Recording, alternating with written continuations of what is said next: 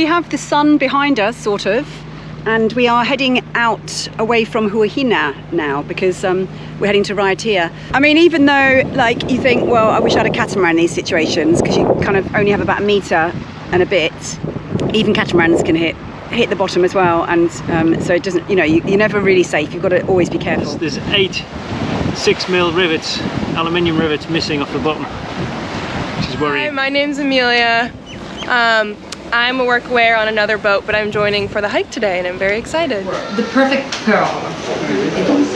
For example, it is perfect pearl inside. Why? Because there is no imperfection. Because when you stand up like this, it looks completely different, and when you get underneath, it's like a completely different world, a different landscape, and you guys get absorbed in that world. You and me, we're family. The bond that we share is as deep as the sea. No matter how rough things may come to be, you and me, we're family. Sing ho. Yeah, this is quite a tricky little, well, it's not tricky, but it looks tricky and scary because there's lots of bits that are unmarked, and there's lots of, sort of, it goes shallow and deep quite quickly. Yeah, they always say go with the sun behind so you can see it better, and have someone on the bow. Yeah, on this bit it's kind of uncharted, so my job's to be up here on the bow and just freak out even more because I've got my polarised sunglasses on, I can see everything, and Woody's just kind of just following in avionics, which has actually been okay coming in. So on this bit it goes down to 3 metres, which, quite honest, that freaks me out completely. You can go straight across, which Woody's doing, or you can go round this sort of very narrow deep bit, which we did on the way here, but trying to spot that is quite tricky too, so we're going to go over this really shallow bit. We haven't hit anything yet. I'm not breathing much. So our friends just said it was at least 4.4 metres, which, whew, is nice to know. It's always good to follow someone actually who's got a shallower draft when you go on bits like this. So while we're going through here, Ewan is learning his times tables. He's getting really good, I hear. I've already learned the 8 times table. Good boy. So we're just heading out of a different pass this time. Yeah, you can kind of see, like, over to one side you've got people coming out here. They're trying to catch a bit of a surf break here, just at the opening of the pass. Today it's nice, flat, calm, so it doesn't look as freaky.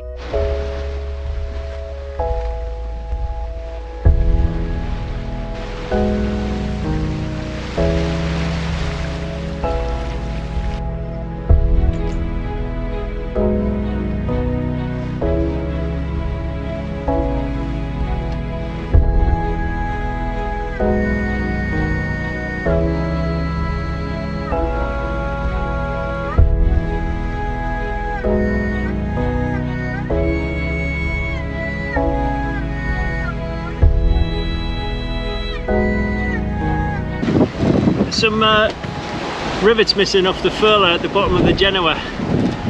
The only thing that's actually holding the foil in place and the sails is the little bit of rope at the bottom of the sail.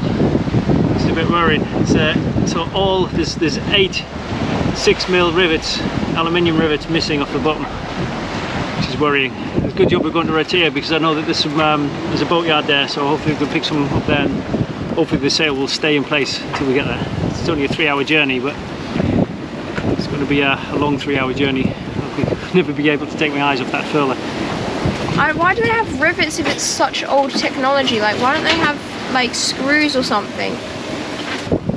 Screws kind of rely on the thread to hold it in place. As soon as they lose the thread, that's it. But rivets use kind of compression to kind of compress something in place. Yeah. We're approaching Raiatea now, and Tahaa, you can see that just in the distance.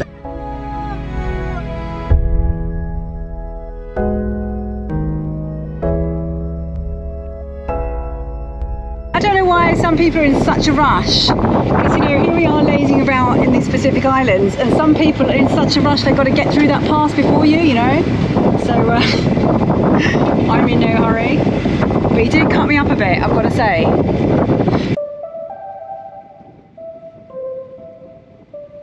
So we've just picked up these mooring balls opposite the town. We were going to possibly go on the dock, but like we've heard that there's been some thefts, and this is way nicer over here, so we just got to get across on our outboard, which is a little bit of a way, but nothing that we can't do. And it's really difficult to anchor here because you've got the reef around the outside, it's very shallow, or you've got way too deep water, and there doesn't seem to be like any middle grounds. Anyway, what we're doing today? Today is an exciting day because I've emailed about 6-7 different marine services here to try and find some rivets for the furler that's got no rivets holding it together. I think Woody mentioned that. And there is a boatyard here called the Carenage Boatyard, and they kindly replied and said they have those rivets, but I don't believe it until I see it.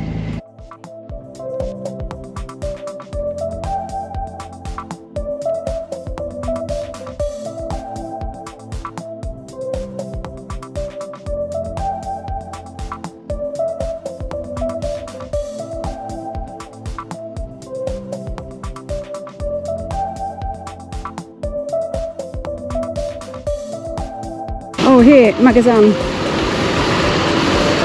It might be in there. It's you to send the email? Yeah, me. I don't have. I go to the center and they don't have. You email that you have rivets, 6 mil.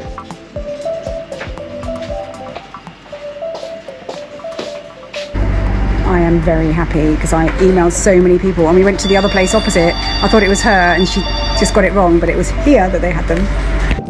Okay, this is the moment of truth, because you know, I don't even do these jobs, but I know that nothing's ever simple.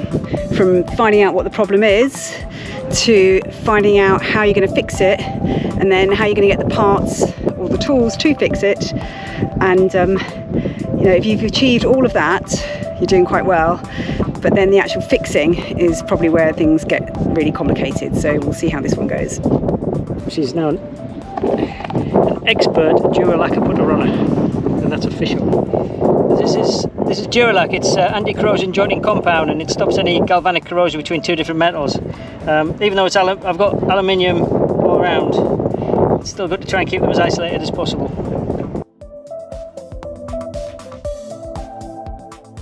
Then you'll feel a pop, a little jump. That's it. And so yet another job that wasn't even on the list was complete. So you've probably noticed that we've got not a replacement Rowan, but Amelia's with us today. She's on a workaway scheme on another boat. My name's Amelia. I'm a workaway on another boat, but I'm joining for the hike today and I'm very excited. They don't need her today, so we said, oh, you're welcome to come along if you want and come and walk with us, do a hike. So after doing 4 kilometres of not finding a trail and ending up in the deepest, darkest jungle, we are now exactly on the trail. I don't know if I mentioned much about after Rowan leaving, and you know how obviously we missed her a lot, left a big gap, but yeah, we have really missed her. But we've also been dealing with a lot of stuff while she's back in the UK. You know, you don't really miss them when you're online, so there's always something to help her sort out. So we're kind of in touch a lot. Also really glad because she's doing a lot of stuff. It's just what she needed, really. She needed to be out there doing things and trying to sort things out for herself as well. That's what she wanted to do, and that's what she's having to do. So even though we miss her, it's all for a good cause.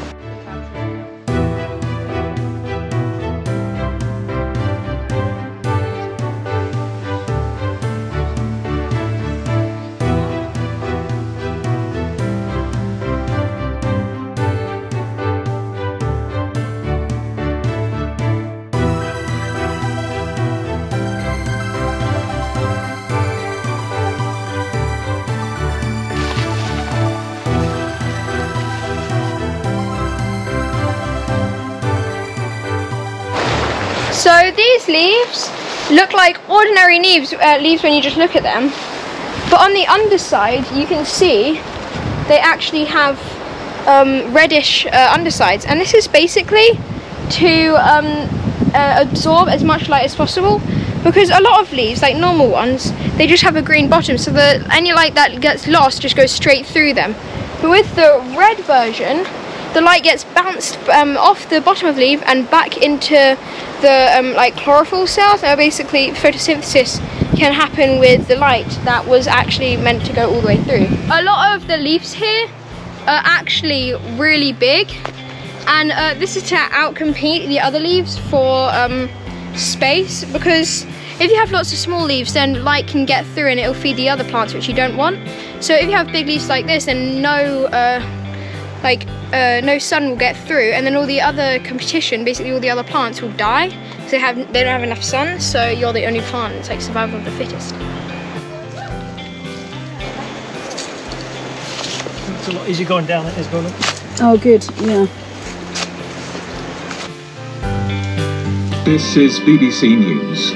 We're interrupting our schedules for the following announcement. Buckingham Palace has announced the death of Her Majesty Queen Elizabeth II. A statement from the palace said, the Queen died peacefully at Balmoral this afternoon. The King and the Queen Consort will remain at Balmoral this evening and will return to London tomorrow.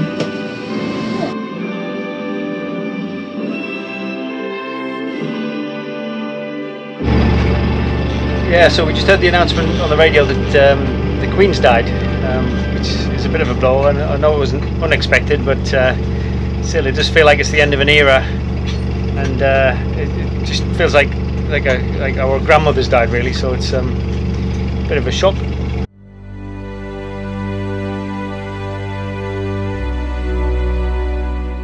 It's a nice bay, a nice island, a nice dock, and some nice buoys that we don't have to pay for because we're going to this pearl farm, which is why we wanted to come here anyway. But yeah, it's really nice and calm, much calmer than it was in the last anchorage. So yeah, I could easily stay here a week. We haven't got a week, but anyway. Have you got a week? Depends on Jasper's bag. Yeah, Anna might be here like for another few months now because Jasper's out of action, but it's a good spot. It's a good spot for that. It's okay.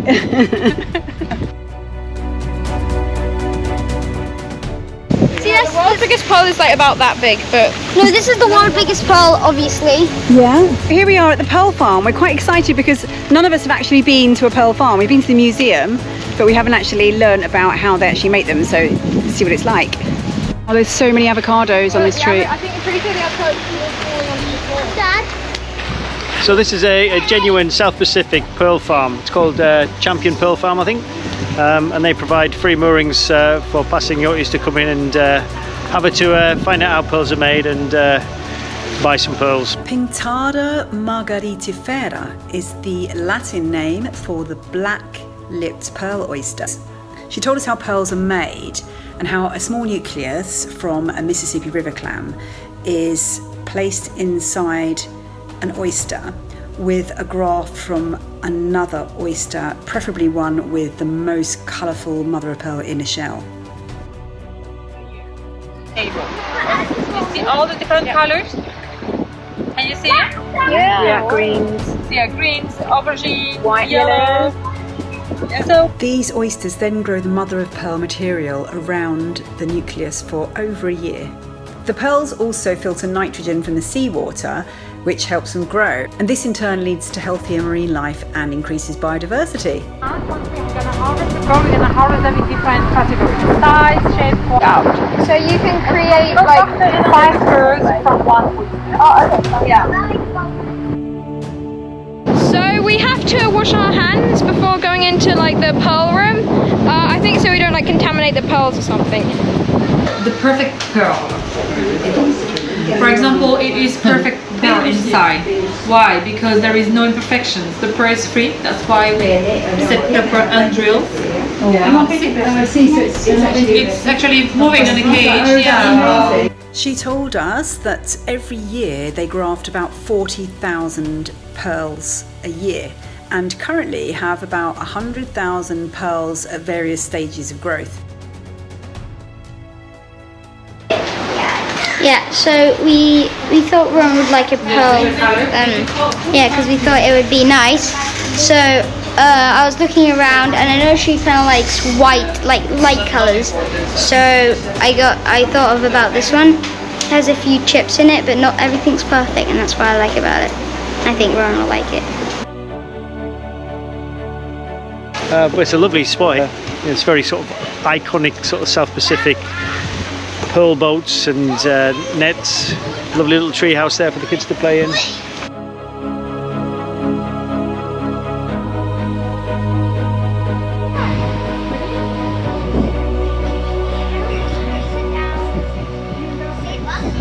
So this is what I kind of imagined one day I'd find a desert island and I'd build a house and live in a tree like this. So here it is. I'm staying. Do you expect loads of noisy kids in there as well? No, I didn't expect all the kids, but this is fine.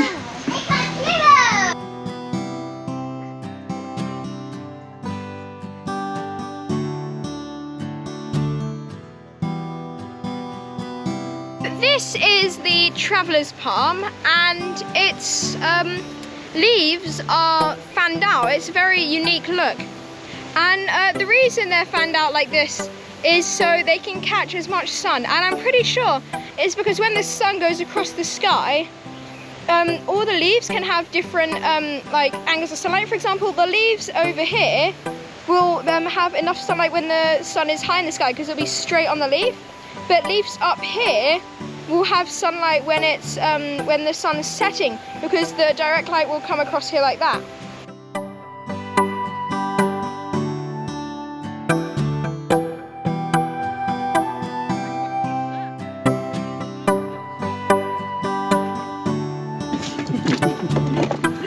We're going to do a video just about Oscar.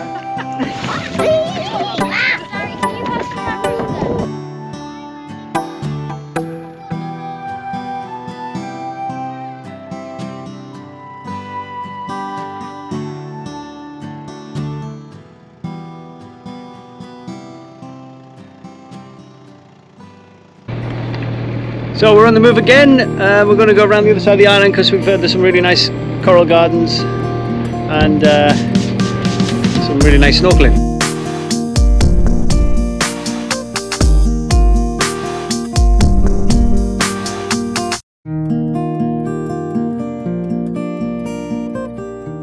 Apparently there's a drift snorkel. It's a narrow river between two islands there's a constant current. And so you can kind of drop your dinghy at one end, walk up, and then get in the water and then drift down over the coral garden, which is supposed to be quite beautiful. So that is what we're doing today.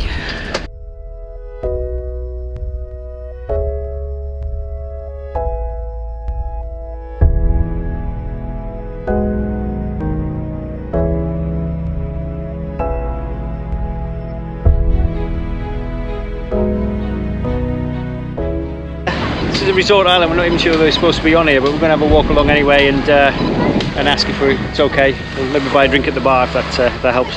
But the kids are just burning off a bit of steam, but it's beautifully. It's just kind of one of those archetypal South Sea island holiday resorts with the you know, the grass huts out on the bay and the little island over there where people seem to be having a drink.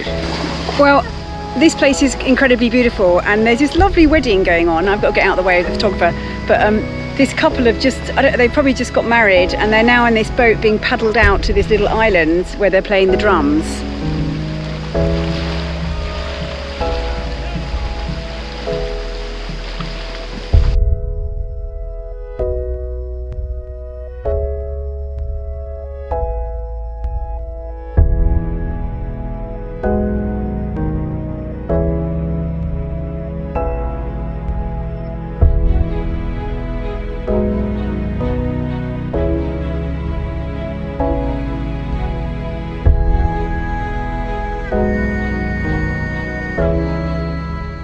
Adrift snorkel all the way to the end, and the current's quite strong. It must be about a knot at least, so you just lie in the water and the current just takes you all the way through. It's beautiful. It's like having a film show, just sat back and just watching it all sort of pass underneath you.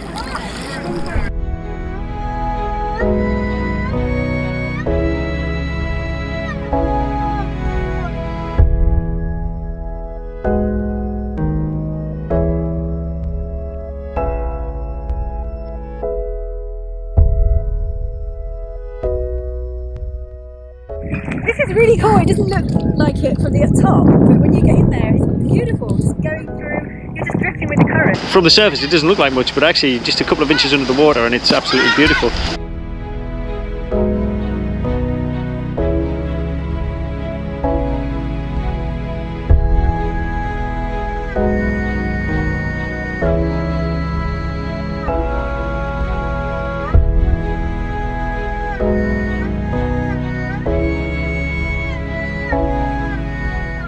When you stand up like this, it looks completely different, and when you get underneath, it's like a completely different world, a different landscape, and you guys get absorbed in that world.